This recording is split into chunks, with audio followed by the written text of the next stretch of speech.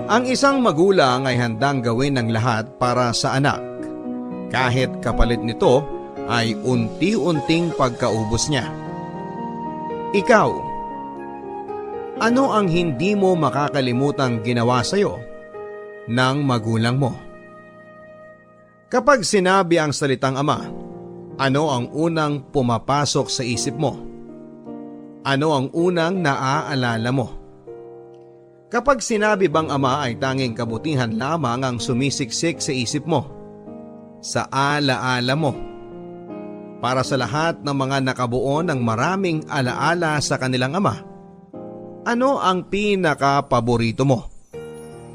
Ano yung paulit-ulit mong binabalikan at nagdadala ng ngiti sa'yo? Ano naman ngayon yung pinakamasakit na alaala na meron ka sa kanya? Yung alaala na kapag binabalikan mo, gusto mo na kaagad takbuhan. Yung tipong parang isang libro na kakasimula pa lang, basahin ay gusto mo nang isara dahil masyadong masakit ang dala nito sa'yo. Sa kwento natin ngayong araw ay makikilala nyo si Alina at ang kanyang ama. Pinaghalong saya at sakit ang ihahatid nila sa atin base sa kanilang mga alaala. Ano nga ba ang mas nangingibabaw dito? Ang sakit o ang saya? Kilalanin natin ang bibidang mag-ama sa mga kwento ng pag-ibig, buhay at pag-asa sa nangungunang Barangay Love Stories.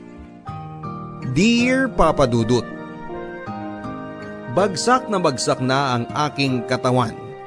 Pagod na ang aking utak na kanina pang pinoproseso ang mga pinagsasasabi ng boss ko sa akin. Puyat pa ako ng ilang gabi na dahil sa kakaayos at paghahanda ng 3 reports na lahat ay inayawan. Tahimik kong inayos ang gamit ko at binibilang na lamang ang ilang minuto bago ako makalabas ng tuluyan sa opisina na yon. Lutang na ako noon at ni isa sa mga dumaraang katrabaho ko ay hindi ko na maintindihan ang mga sinasabi sa akin. Nang makaayos na ako at handa nang lumabas ay saka naman ako pinatawag muli ng boss ko. Ang boss ko na kung hindi lang dahil sa kailangan ko ng trabaho na may maayos na pasahod ay baka matagal ko na itong binastos at iniwan. Pero kailangan kong magtiis dahil hindi lahat ay pinapalad na magkaroon ng trabaho na tulad ko. Ayos naman ang trabaho. Kaya ko naman. Lahat naman ng inaral ko sa kolehiyo ay ina-apply ko sa trabaho ko sa ngayon. Yung boss ko lang talaga ang malaking balakid para mahalin ko ng buo ang trabaho ko. Pinapasok ako nito sa kanyang opisina. Nakasimangot na ito at alam kong nakulangan pa ito sa sermon at pagpapahiya sa akin kanina sa aming meeting. Mukhang balak muling dagdagan at hinahanda ko na ang sarili ko. Nakatingin din ang ibang mga katrabaho ko noon na handa nang umalis pero kunwari ay may ginagawa pa para lang makiusyoso kung ano ang gagawin sa akin ng boss namin. Pinaupo ko nito nang makita niyang nakatayo na ako sa harapan niya at tulad ng inaasahan ay sinermonan ako nito at mas pinalakas pa lalo ang boses para marahil marinig ng ibang mga empleyado roon. Tinanggap ko na lang lahat ng mura at masasakit na salita at syempre ang matinis na tinig nito na dumudurog sa eardrum ko sa loob ng maraming taon. Tango na lang ako ng tango habang nakatingin sa sahig o sa sapatos ko. Alam kong matatapos din itong magsalita kapag naubusan na ng laway niya. Kapag natuyuan na ng bibig at naglabas na ng tubig sa kanyang tukador. Alam kong titigil din ito. Senyales na tapos na siya sa akin. Minwestra na niya ang kanyang kanang kamay para palabasin ako dahil tapos na siya sa kanyang sasabihin. Tumango ako at hindi na nagsalita pa. Nagmamadali akong tumungo sa aking cubicle at kinuha ang aking bag. Hindi na ako nagpaalam pa sa ibang kasamahan ko roon at dali-daling lumabas sa opisina. Kailangan ko nang makapunta sa dapat kong puntahan. Kailangan ko na siyang puntahan. Marami akong sasabihin sa kanya. Marami akong isusumbong. Kailangan ko nang puntahan ang tatay ko. Pinara ko ang pinakaunang taxi na dumaan sa harapan ko at sinabi kung saan ako dadalhin. Tumango lang ang driver at makalipas ang halos 1 oras ay nakarating na rin ako doon.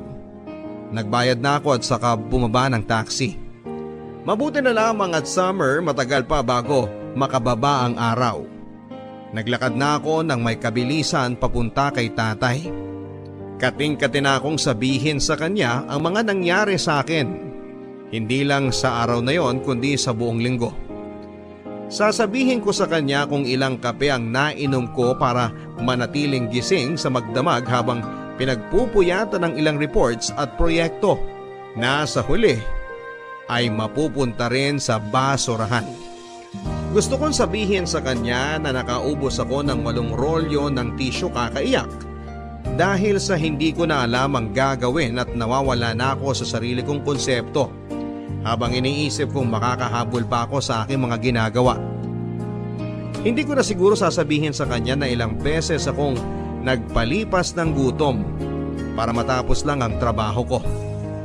Malamang ay mag-aalala yon. Ayoko nakikitang nag-aalala ang tatay ko. Ayaw na ayaw ko. Mga ilang minutong lakaran bago ako nakarating sa kanya.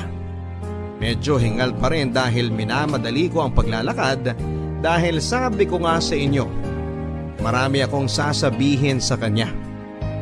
Nang makarating na ako at kaharap na siya, ay saka ko binuksan ang aking bag at nilabas doon ang nalukot na yosi. Yung paborito niya. Sisindihan ko yun para sa kanya. Ganon kasi yun eh. Kapag magkukwento ako sa kanya, kapag magsusumbong ako sa kanya, kailangang nakayosi muna siya. Pantanggal stress at yon ang inabot ko sa kanya nung araw na yon. Inabot ko kahit alam kong wala namang kamay na kukuha. Inabot ko yon kahit na imahinasyon na lamang ang pinapagana ko ng mga oras na yon. Imahinasyon na pwede ko pa siyang makausap at makaharap. Ang yosi na aking hawak ay inabot ko. Inabot sa kanyang nicho. Hinayaan na umusok yon nang umusok sa tulong ng maalinsangang hangin. Nang makita ko papadudot na ayos na ang baga ng yosi na yon ay sinimulan ko nang magkwento.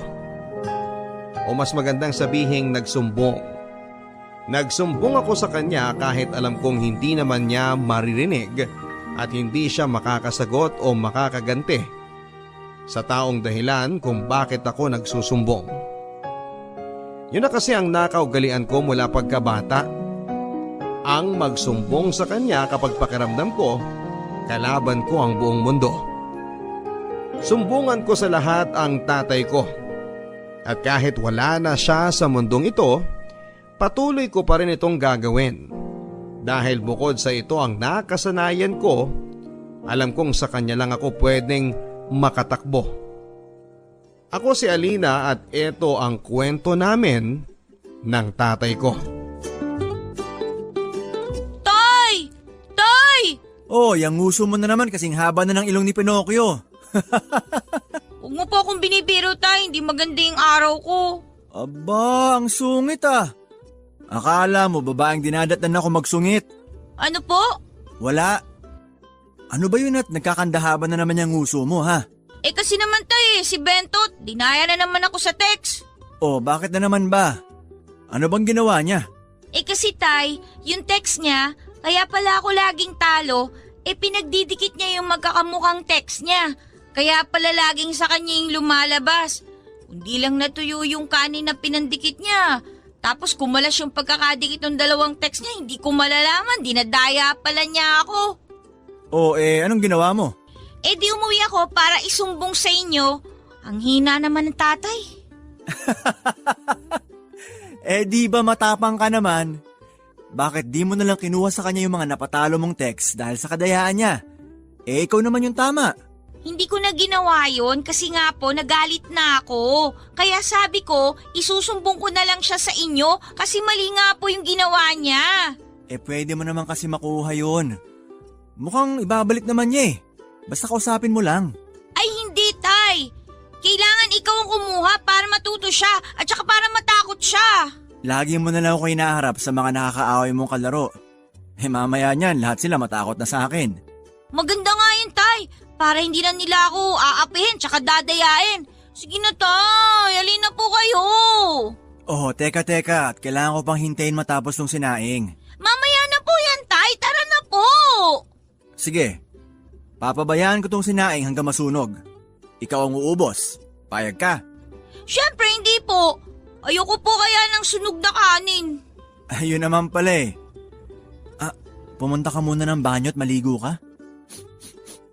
Amoy kanal ka na naman, bata ka. Si tatay naman eh.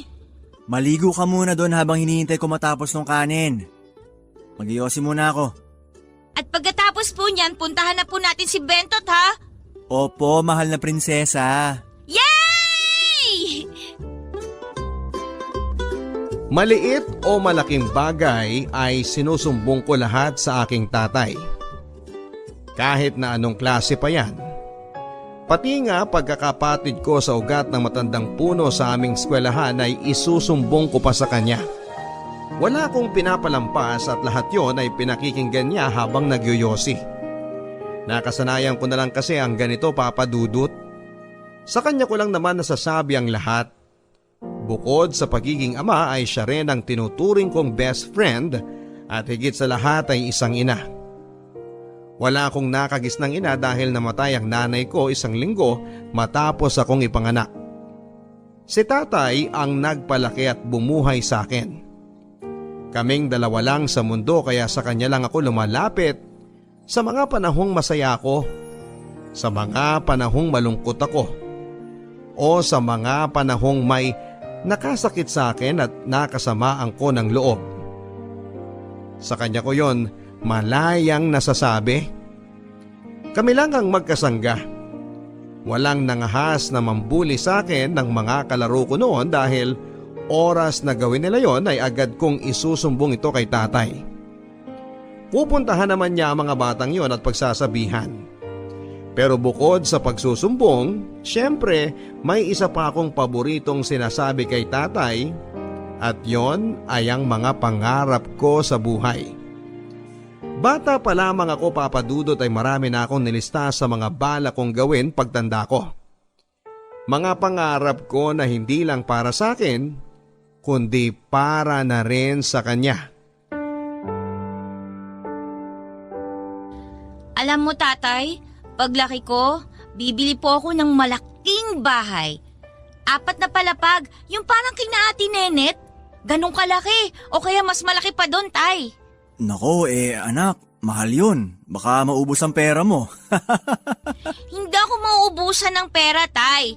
Kasi magkakaroon ako ng magandang trabaho at dun po ako kukuha ng pambayad ko sa gagawa ng bahay natin. Isasama mo rin ako sa bahay na ipapagawa mo? Aba, oo naman, tay. Kaya nga malaking bahay papagawa ko para kasya tayo eh. Paano yan kapag nakapag-asawa ka na? At may mga anak ka na? Di hindi na ako pwede dun. Di na tayo magkakasya. Pagkakasyahin natin, tay. Kung hindi kaya ng 4 na palapag, di gagawin nating 5 o kaya 6, ganun. Naku, ang taas naman ng bahay na gagawin mo, nak. Aabot na yun sa langit Para nga po magkasya tayo, di ba? Hindi pwedeng hindi ka kasama sa bahay na ipapagawa ko. Forever kaya tayo magkakasama kahit na may bago na akong pamilya. Ganyan. Paano kung ayaw ko ng mapapangasawa mo? Di ayaw ko rin sa kanya. Hindi naman pwedeng hindi kanya gusto. Kailangan gusto kanya. Kasi ako gusto kita, tatay. Nako, matagal pa namang mangyayari yun, nak. Pero kung sakali, paghandaan mo na lang yun kasi magkakaiba ang mga tao. Hindi lahat gusto ako. Hindi, tay. Hahanap ako ng mapapangasawa na gusto ka rin at saka mamahalin ka rin katulad ng pagmamahal ko sa inyo. Yun po yung importante. Nakakataba naman ang puso yan, nak. Siyempre, tay. ikaw ang forever ko eh. Lagi tayo dapat magkasama, di ba? Hindi maghihiwalay. Magkasangga tayo eh, di ba? Pero anak, tandaan mo, hindi habang buhay, nandito ako sa mundo. Hindi pwede yan, Tay. Dapat lagi tayong magkasama. Kung asan ka, sasama ako. Kahit nasa ibang mundo pa yan, Tay. Hindi pwede yun, anak. Alam ko mauuna akong umalis sa mundong ito. At ikaw dito ka lang. Gagawa ka ng bagong pamilya. Hindi, Tay. Ayoko. Magiging magkasama tayo habang buhay. Paglaki mo, maiintindihan mo mga sinasabi ko sa'yo. Sa ngayon, matulog ka na. Maaga pa ang pasok mo bukas. Tatay? Kung talagang aalis na kayo sa mundo, pwedeng magpaalam po kayo sa akin para naman po hindi ako mabigla. Magpapaalam ako. Magpapaalam.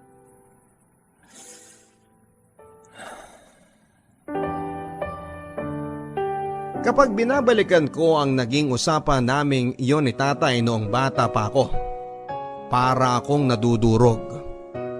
Tinupad pa rin naman niya ang pangako niyang magpapaalam kapag aalis na siya sa mundo. Yun nga lang, hindi ko yun masyadong pinakinggan. Dahil minsan sa pagiging pabaya ko sa kanya, nakakalimutan ko nang may ganito pala kaming usapan.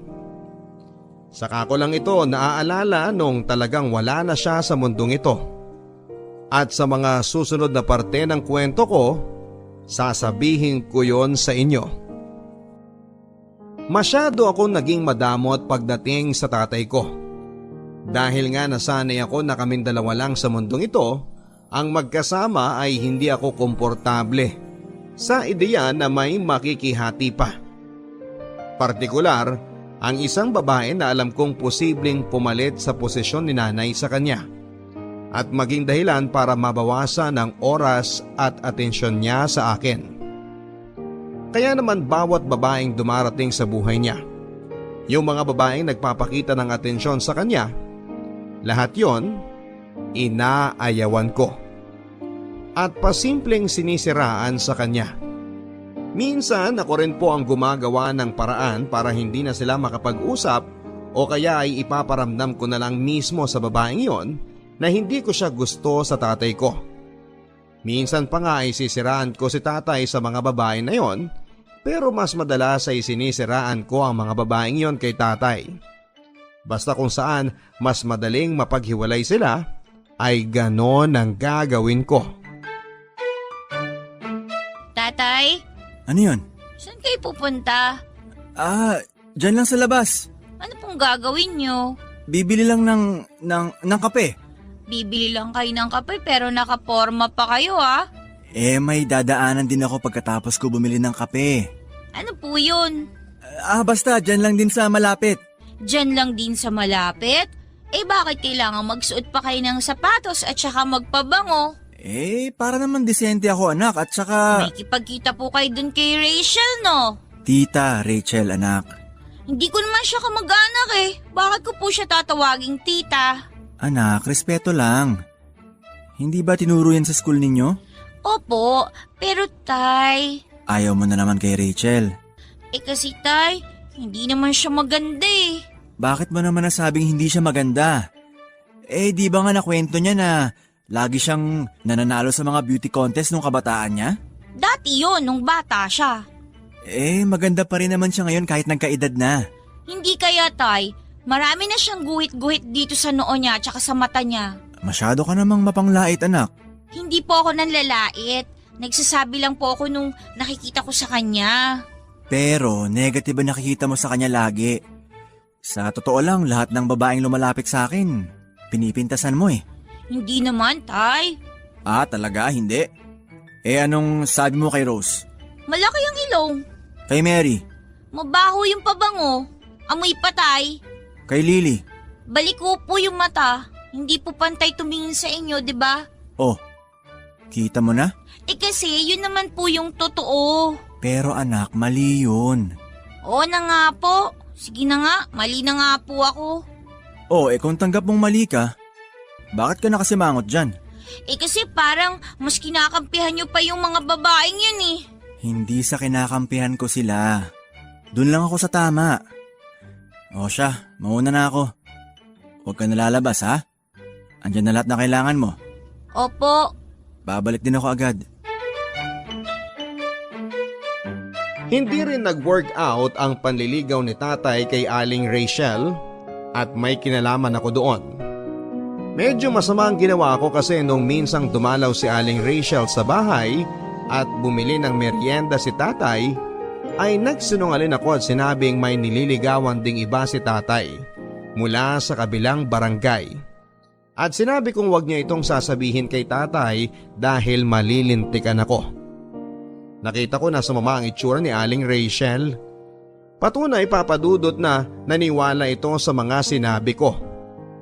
Buong magdamag ay hindi halos nagsasalita si Aling Rachel at alam kong nakakahalata si tatay na may mali. Halos hindi tignan ni Aling Rachel si tatay sa sama ng loob, habang ako naman ay napapangiti sa sulok habang kumakain ng pandesal na binili ni tatay. Ang balak sana ay doon matutulog si Aling Rachel dahil may dala-dala pa itong mga damit na magagamit niya sa loob ng 2 araw. Pero nagsinungaling siya at sinabing masama ang kanyang pakiramdam at kailangan niyang umuwi sa kanila para hindi kami mahawang mag-ama. Sinubukan siyang pigilan ni tatay pero tumanggi ito at sinabing mas gusto niyang sa bahay na lang magpagaling dahil ayaw niyang makaabala. Litong-lito si tatay noon papadudot kung bakit ganon ang naging asta ni Aling Rachel samantalang ang sweet pa nito bago lumabas si tatay para bumili ng merienda. Mula noon ay hindi ko na nakita pa si Aling Rachel.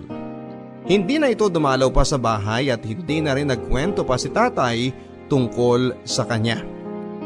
Pansin ko ang kakaibang lungkot kay tatay ng ilang araw mula noong hindi na nagparamdam pa si Aling Rachel. At kahit papaano ay naaawa ako rito. Pero kasi hindi naman sila bagay na dalawa. Hindi sila pwedeng magkasama at maging mag-asawa. Si tatay ay kay nanay lamang. Si tatay ay para sa akin lang. Matapos ni Aling Rachel ay may panibagong babae na nakilala si tatay. At ito ay ang balikbayan na kapatid ng aming kapitbahay na itago na lang natin siya sa pangalang Kathy. Halos wala akong maipintas dito dahil maganda siya. Siya ang pinakamaganda sa lahat ng niligawan ni tatay. Araw-araw, sumisilip ako sa bahay nito at naghahanap ng maipipintas. Kung hindi ko siya masiraan sa kanyang pisikal na anyo, baka sakaling sa ugali nito sa bahay, pero wala pa rin eh. Malinis ito sa bahay at magaling pang magluto dahil nagbibigay ito ng pagkain sa amin tuwing hapon. Balita ko rin sa kanyang kapatid na mabait daw ito at maraming tinutulungang charity. Mukhang walang pag-asa na maitaboy ko si tatay dito. Kaya naman ako na ang gumawa ng paraan papadudot para siraan si tatay sa kanya. Gagawa ako ng paraan para siya na lang ang ma-turn off kay tatay at kusang lumayo. Nung minsang nasa bahay si Ate Kathy ay dumaan lang para mag-abot ng pagkain. Nagkataong pumasada ang tatay kaya naman hindi sila nagpang-abot. Aalis na sana siya noon nung sinabi ko na pwede bang samahan muna niya ako kasi natatakot ako. Pumayag naman siya. Palibhasa ay mahilig siya sa mga bata. Preschool teacher kasi siya noong nasa ibang bansa siya. At noong natapos na ang kontrata niya, ay minabuti niyang ituloy na lang muli ang buhay niya dito sa Pilipinas. Dahil may naipon na siya at magnenegosyo na lang daw siya kasama ang kapatid niya. Akala ko noon may pag-asa pang umalis ito at hindi matuloy yung namamagitan sa kanila ni tatay. Pero mukhang malabo na nga. Kaya naman noong nakasungkab ako ng tsansa para siya na mismo ang lumayo kay tatay ay kinuha ko na. Ang sabi ko noon sa kanya na si tatay ay mapaglaro yan sa relasyon. Marami itong babaeng iniwan at hindi sineryoso. Nakikinig naman si Aling Kathy pero hindi ko alam kung maniniwala kaya siya. Ang dami-dami ko pang sinabing kasinungalingan para masiraan si tatay. Tango lang siya ng tango at noong matapos ako ay nagpaalam na ito. Hinatid ko pa siya sa may pintuan at nung isasara ko na ay niyakap ako ng mahigpit at saka ngumiti at nagpaalam.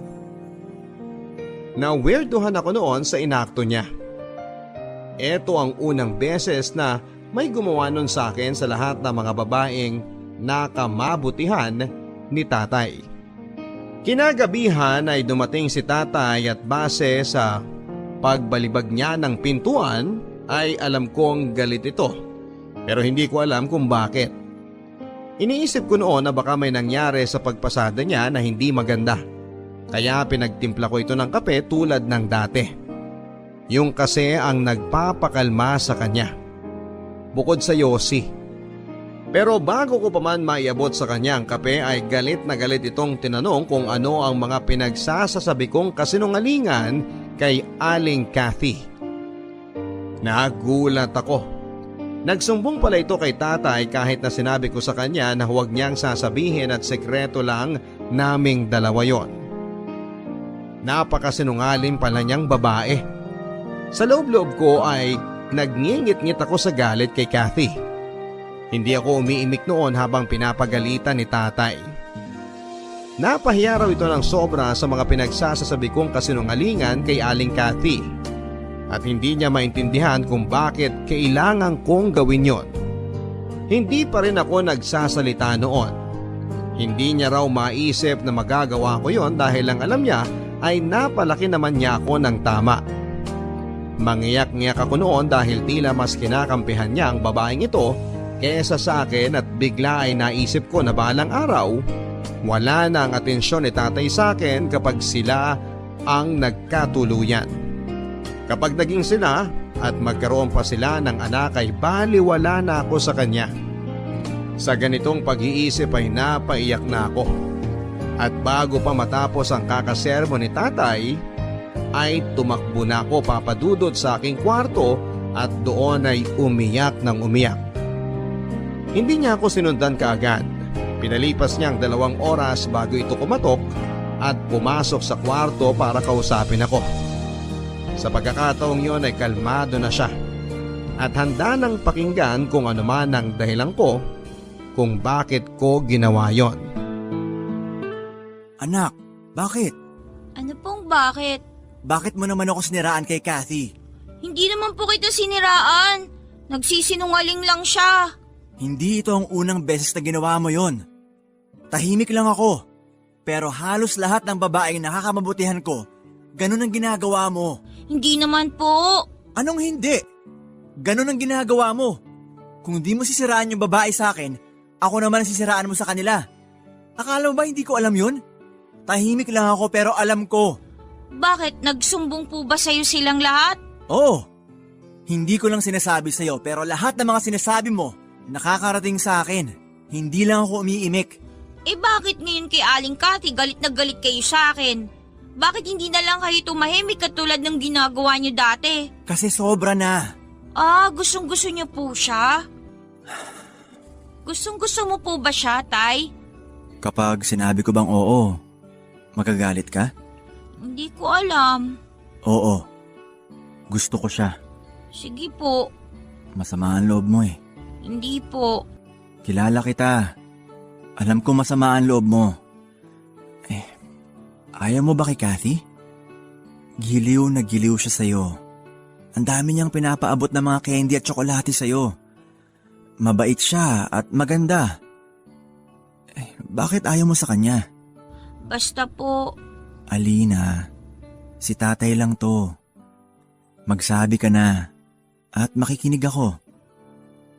Hindi ba lahat naman sinasabi mo sa akin? Di ba yun ang usapan? Basta nga po! Alina... Nagsiselos po ako! Bakit ka nagsiselos? Kasi, pag nagkatuluyan kayo, hindi nyo na ako mahal. Hindi ko na kayo masusumbungan kasi hati na po lagi yung atensyon nyo. Tsaka baka po, sa kanya lang po kayo makikinig. Anak... Tapos, kapag nagkaanak kayo, mas lalong hindi niyo na po ako mamahalin kasi pamilya na kayo eh. Tapos ako mag-isa na lang. Bakit mo naman naisip yan? Hindi yan mangyayari. Sinasabi niyo lang yan, Tay. Pero magagaya rin po kayo dun sa mga tatay nung kalaro ko. Nung nakapag-asawa na ulit, pinabayaan na po yung mga anak nila. Hindi ako gagaya sa kanila. Sinasabi niyo lang yan, Tay. Sinasabi ko ito dahil yun ang totoo. Anak kita. Buhay kita. Ikaw ang pinakamahalagang tao sa buhay ko. At alam ng lahat yan. Pero kapag tumagal, si Aling Cathy na. Kahit ilang Cathy pa ang dumating sa buhay ko, ikaw lang ang babaeng nangunguna lagi sa listahan ko. Anak kita. Ikaw ang lahat-lahat sa akin. Promise, Tay? Baka nga ikaw pang mang-iwan sa akin kapag matandang-matanda na ako eh. Kapag mahina ng pandinig ko. Hindi po yun mangyayari. Oo, sinasabi mo lang yan. Ginagaya niyo lang po sinasabi ko eh. Oo, tana. Hayaan mo. Mula ngayon, ikaw lang ang babae sa buhay ko. Ikaw at ang nanay mo. Talaga, Tay? Promise yan ah. Hindi ka maghahanap ng iba ah. Hindi na. Hindi na. Tinigil nga ni tatay ang namamagitan sa kanila ni Aling Cathy. Ginawa niya yon sa ikakapanatag ng loob ko. At alam ko na hindi madali ang ginawang desisyon na yon ni tatay. Ramdam ko na malungkot ito ng sobra. Pero sinusubukan niyang wag yun ipakita sa akin, pero ramdam na ramdam ko. Kahit na hindi niya sabihin. Ramdam ko sa pagkakatulala niya at dalas na pag-inom niya. Ibang naging epekto ni Aling Cathy sa kanya. Alam kong minahal niya ang babaeng yon pero mas pinili niyang itigil ang meron sa kanila para hindi ako magdamdam. Doon ko talaga napatunayan papadudot na ako ang priority ni tatay. At ako na lang ang babae sa buhay niya. Dahil after ni Aling Cathy ay never nang nagmahal pa si tatay ng ibang babae.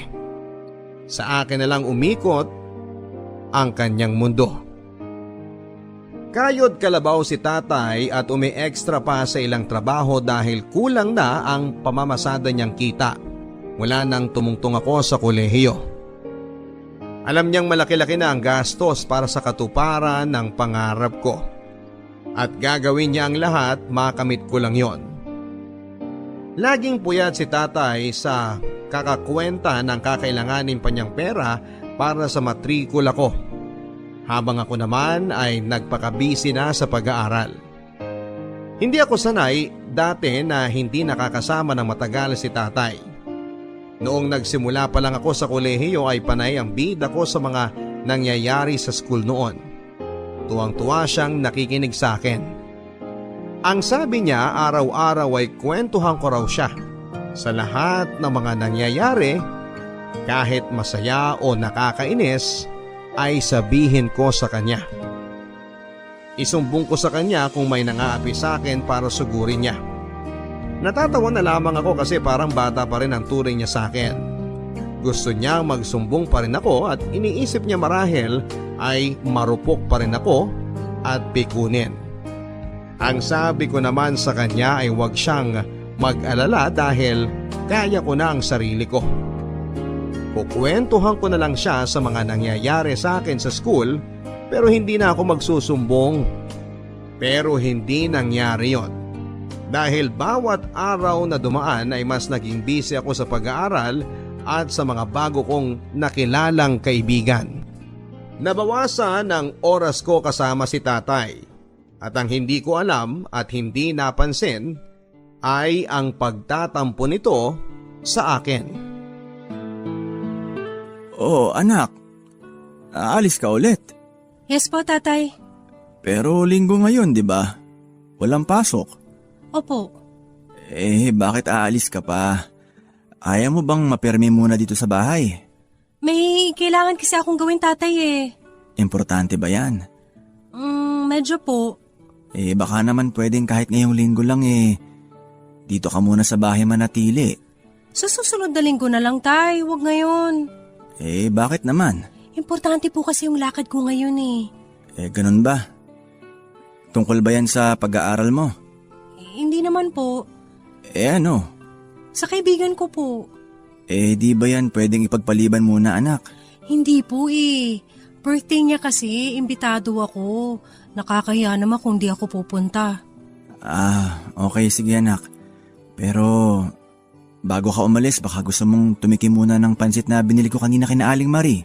Ay hindi na po, Tatay. Birthday nga po yung pupuntahan ko, di ba? Malamang may handa na ron. Ganun ba? Di ba itong pansit na to, paborito mo to nung bata ka pa. Tuwing birthday lang natin kung makabili ako ng ganito. Kasi yun ang tradisyon nating mag-ama. Mamaya na lang po, Tay, pag uwi ko. Titikman ko yung pansit. Aalis na po ako, ha? Kasi baka matraffic ako Sige po, Tay. Uwi ako agad, promise.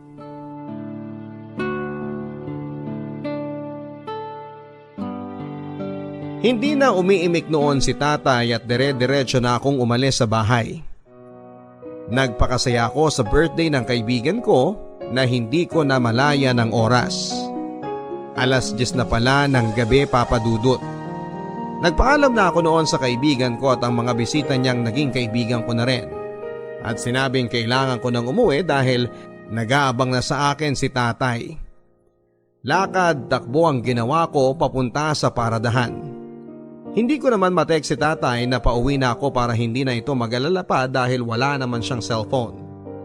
Dati may cellphone siya pero noong nagkolehiyo na ako ay binenta na niya sa kakilala niya para may pandagdag sa pagbili ko ng gamit ko sa school. Nang makarating na ako sa paradahan ay nakita ko ang haba ng pila. Kinakabahan na ako noon dahil malamang aabutin pa ako ng 1 oras sa pila pa lamang at nangyari nga. 12:00 na ng hating gabi nang nakauwi ako. Dagdag pa ang traffic kaya inabot ako ng ganitong oras. Pagka-uwi ko ay nakita ko si tatay na natutulog sa sofa. Ginising ko ito para ipaalam na nandun ako. Pagkakita niya sa akin ay tumayo ito at papungay-pungay na nagpunta sa kusina para kumuha ng plato at tinidor. Agad-agad ay kinunan niya ako ng pansit na hindi pa nagalaw mula kaninang umalis ako. At inabot yon sa akin. Kumain na raw muna ako bago matulog. Sabay na raw kami pero tumanggi ako at sinabing busog pa ako mula sa spaghetti at manok sa handaan. Tumango lamang siya at sinabing bukas na lang daw ako kumain.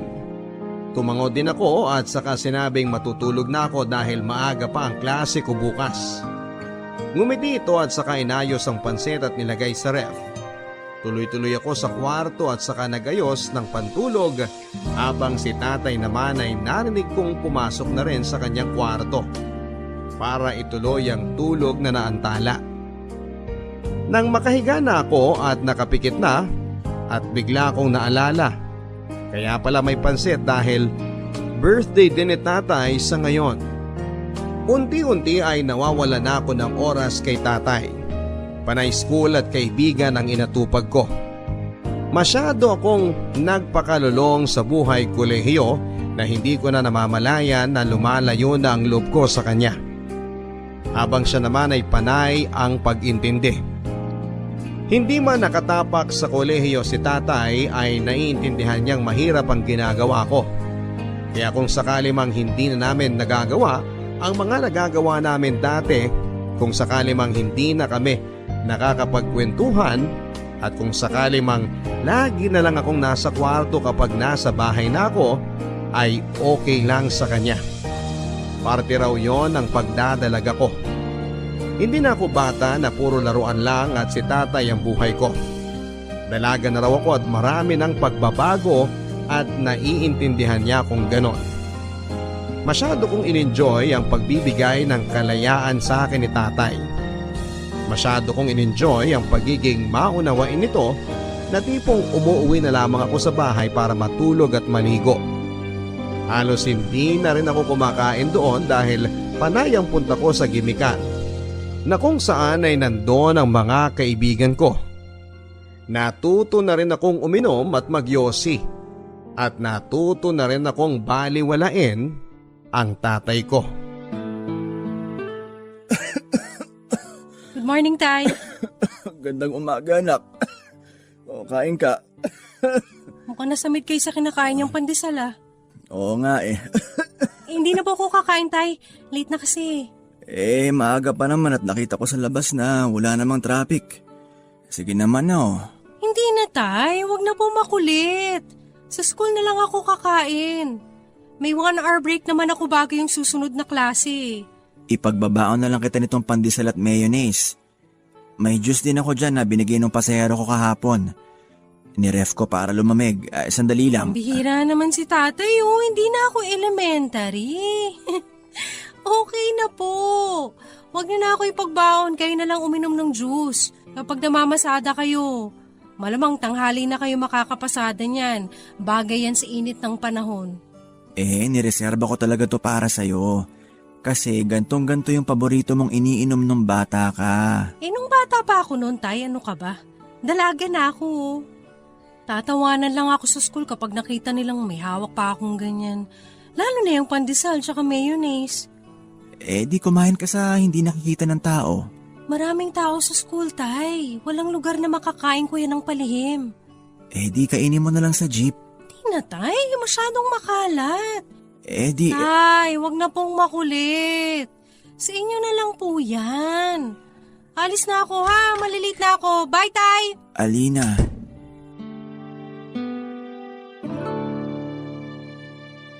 Masyado akong naging manhid sa pagpaparamdam ni tatay na nami-miss na niya ako. Na gusto niyang makabanding muli ako tulad ng dati. Halos hindi ko na nga napansin ang pagpayat nito ng sobra.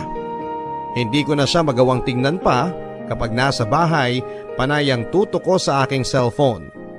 Hindi ko na siya nahaharap pa. Hindi ko napapansin na halos lumuwa ng kanyang ribs dahil sa kapayatan. Pati ang dalas ng pag-ubo nito ay parang wala na rin sa akin. Parang nabingi na ako sa mga naririnig ko sa kanyang mali. Hindi ko na nga rin maalala kung kailan ang huling beses na tinignan ko siya sa mga mata niya at hinawakan ang kamay niya. Hindi ko na maalala. Mas nagagawa ko pang yakapin ng mga kaibigan ko kesa sa kanya. Mas madalas ko pang marinig ang boses ng mga kakilala ko kesa sa kanya. Naging malawak masyado ang mundo ko at naligaw si tatay dito. Kahit gaano kalawak ang mundong nabuo ko, pero parang si tatay ay walang espasyo para dito.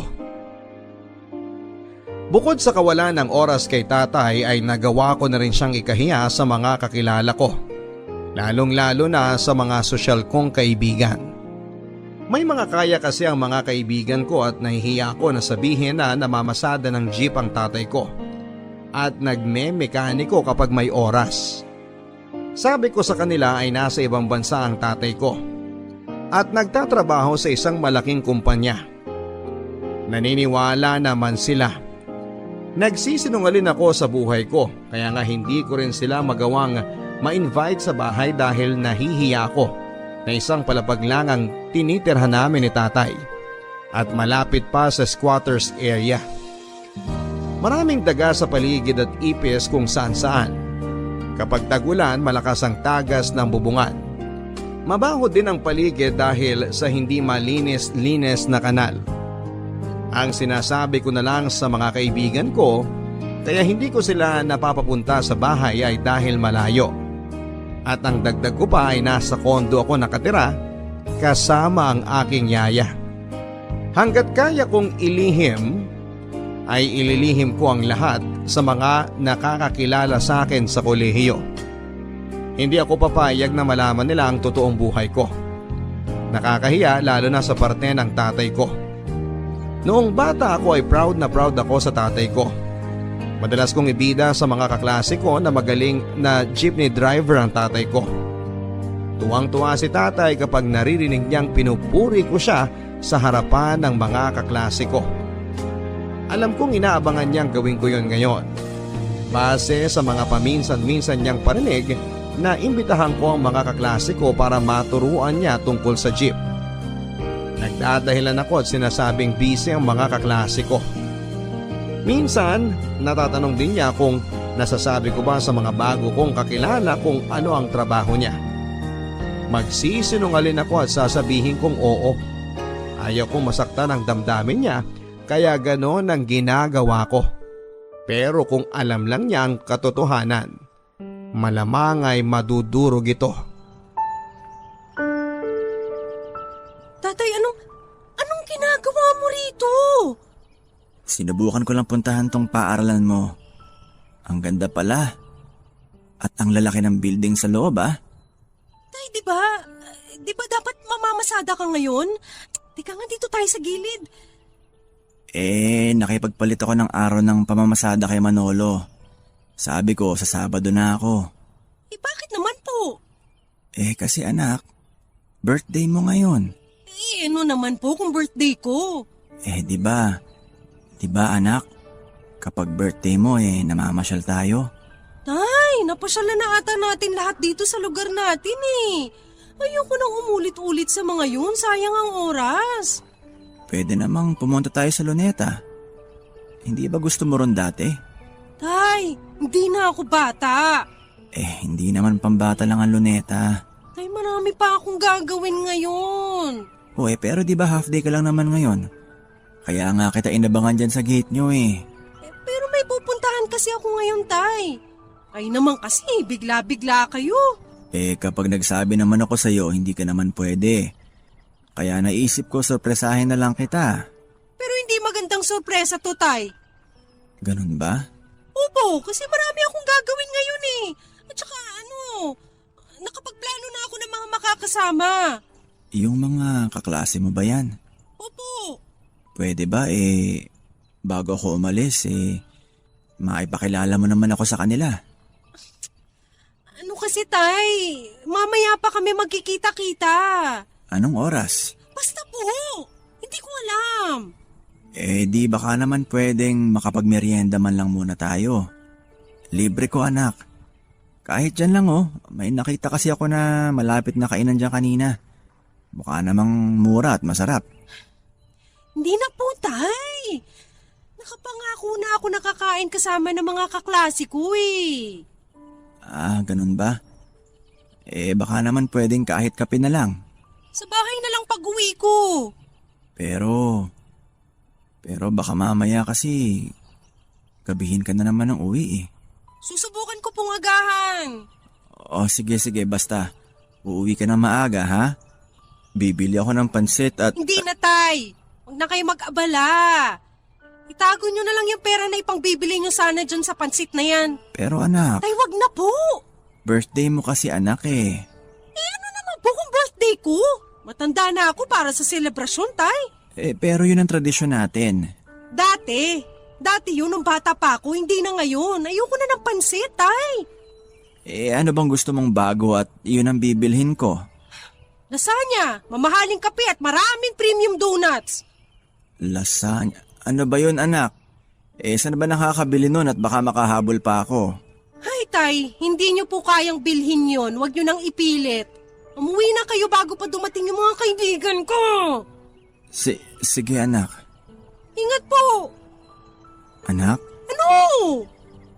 Maligayang kaarawan.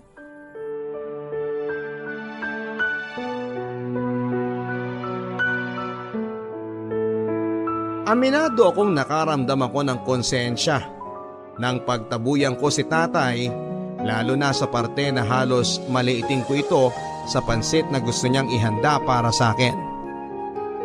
Pero winaglit ko sa isipan ko ang pangyayaring yon dahil ayokong mabad mood.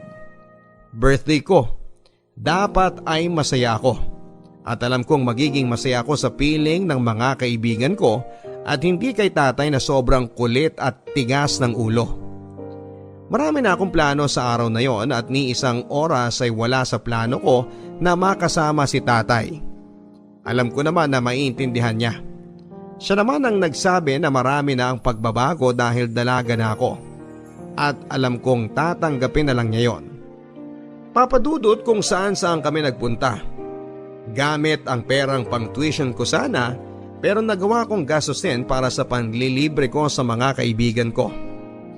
Inutang pa ng tatay yon sa kakilala niya at sa lending na nilapitan niya para lang maihabol dahil pinagmamadali ko siya sa tuition na hindi ko naman pala ibabayad. Ewan ko kung saan ako kukuha ng ipagpapalit ko sa perang yon. Bahala na. Magsisinungaling na lang ulit ako kay tatay na kunwari ay may babayaran ako. Bahala na, basta ang importante ay maging masaya ang mga kaibigan ko at hindi sila magdududa na wala akong pera. Ang sinabi ko kay tatay na uuwi ako ng maaga ay hindi ko ginawa. Madaling araw na kaming natapos sa pagkaklab at kung hindi pa sumuko sa alak, ang mga kasamahan ko ay hindi pa sana ako uuwi. Nang makarating ako sa bahay ay dahan-dahan akong papasok sana sa kwarto para hindi na marinig ni tatay, pero nagulat ako nang magbukas ang pintuan ng kwarto niya. Mukhang hindi naman kakabangon lang. Halatang hinintay ako at base sa kanyang itsura, alam kong galit ito. Alam kong masama ang loob nito sa paghihintay sa pangako na uuwi ako ng maaga. Pero hindi ko naman ginawa. Bakit ngayon ka lang? Nakalimutan ko yung oras. Po, May orasan ka naman. hindi na po ata gumagana eh. Ang cellphone mo meron din yan. Hindi ko po tinignan yung cellphone ko kanina. Pero kapag andito ka sa bahay, halos dumikit na ang mga mata mo sa cellphone mo. Masyado lang ako nag-enjoy sa usapan namin ng mga kaibigan ko, Tay. Mukhang na-enjoy mo nga rin ang alak at yosi eh. Parang kayo, Tay. Na-enjoy nyo rin ang yosi, di ba? At ngayon sumasagot ka na. Bakit, bawal po ba? Hindi mo kailangang mamiloso po.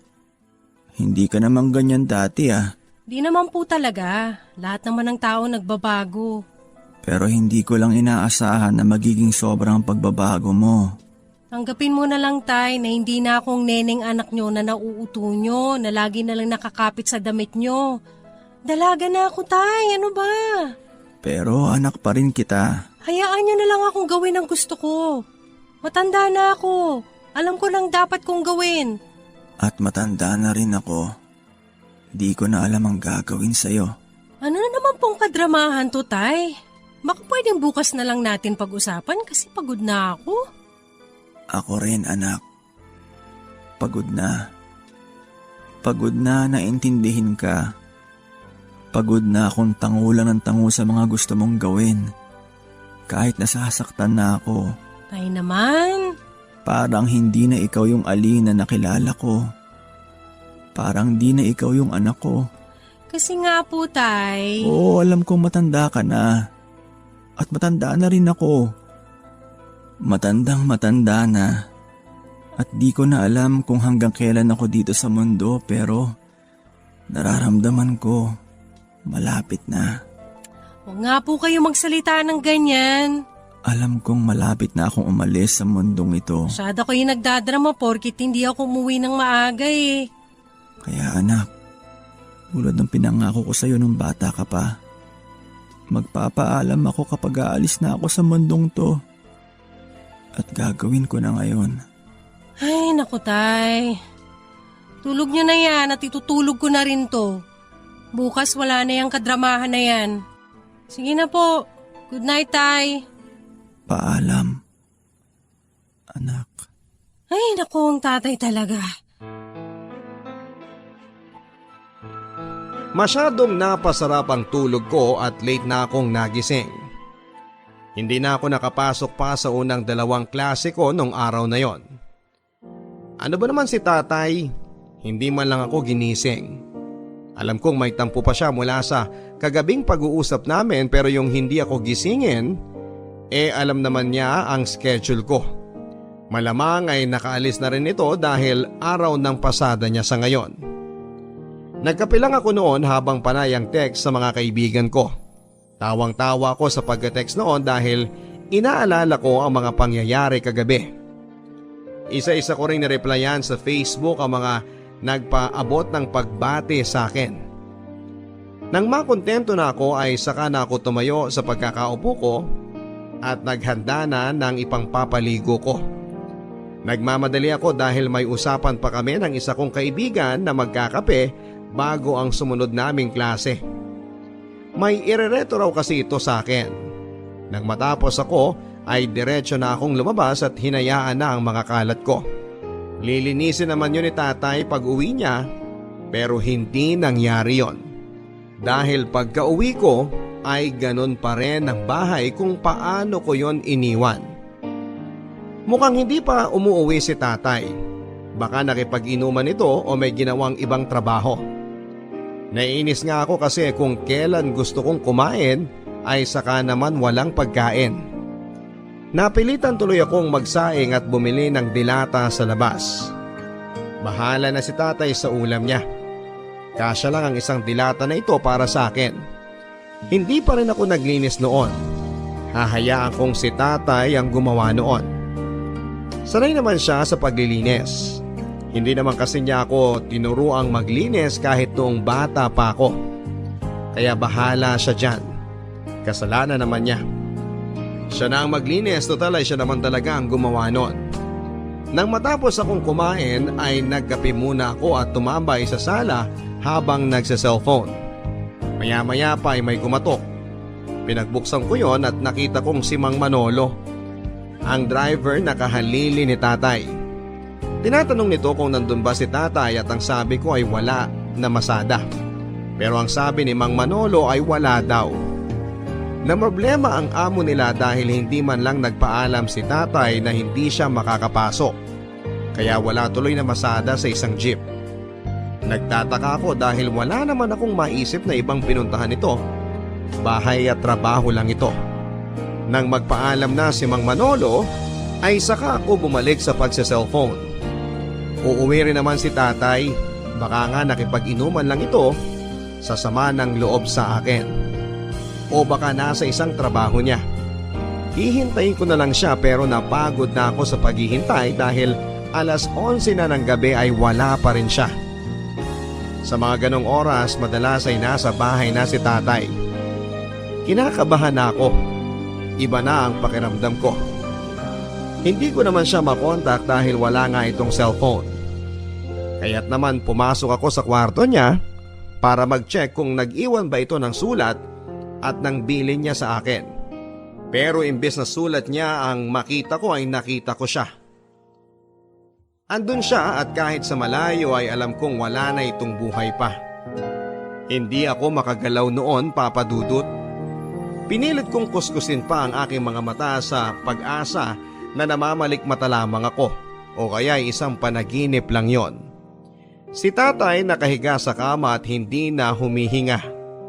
Unti-unti ay lumapit ako para kumpirmahin kung totoo ba ang nakikita ko at nang yakapin ko siya ay naramdaman ko, Papa Dudut, ang malamig niyang katawan. Doon ako napaiyak. Doon ako nakaramdam ng paninikip ng dibdib ko dahil yon na ang araw na tinutuon ng tatay ko ang sinasabi niyang pagpapaalam sa mundong ito. Yon na ang araw ng pagtupad ng kanyang pangako. 10 taon na mula noong namatay si tatay ay hanggang sa ngayon ay hindi ko pa rin nakakalimutan ang araw kung kailan siya nagpaalam. Hindi ko pa rin nakakalimutan ang katawan niyang nanlalamig habang yakap-yakap ko siya. Dahil yun ang araw na naramdaman ko na mag-isa na lamang ako sa mundong ito. Halong lungkot at pagsisisi ang naramdaman ko noon. Mas nang ibabaw ang pagsisisi. Pagsisisi na hinayaan ko mawala siya sa mundong ito, na hindi man lang nagpapasalamat sa tripleng pagmamahal at sakripisyo niya para lang mapaganda ang buhay ko. Pagsisisi dahil hindi ko man lang naiparamdam sa kanyang muli ang pagmamahal ko na huli niyang naramdaman noong musmus pa lamang ako. Yung musmus na panay ang kapit sa kanya, yung musmus na parang hindi mabubuhay nang wala siya. Yung musmos na lagi nagkukwento sa mga pangarap niya sa buhay nilang ama. At yung musmos na kahit walang kwentang bagay ay isusumbong niya, maipagtanggol lamang siya. Sa loob ng 10 taon na pagkawala ni tatay, pakiramdam ko talaga ay naging mag-isa na ako. Oo, napapaligiran ako ng mga taong nakilala ko sa kolehiyo at sa trabaho. Pero iba pa rin pala ang pakiramdam na mapaligiran ka mismo ng magulang mo. Na higit kanino man, nakakakilala sa iyo ng totoo. Wala na yung isang tao na umuunawa sa mga pagkukulang ko. Yung isang tao na nagagawa kong pagsabihan ng lahat at hindi ipaparamdam sa akin na walang kwenta ang mga sinasabi ko. Wala na ang tatay ko. Hanggang sa ngayon ay sinusubukan ko pa rin mamuhay nang wala siya. Alam kong matagal na ang panahong wala siya sa mundong ito, pero mas mahaba pa rin ang panahong nasanay akong kasama siya. At hindi ko alam kung masasanay pa ba ako na wala na siya. Maraming salamat, Papa Dudut, sa pagbasa ng aking kwento o ng aming kwento ng tatay ko. Sana sa lahat ng mga nakikinig ngayon at kapiling pa ang kanilang mga magulang, huwag niyo sanang iparamdam sa kanila na hindi sila mahalaga.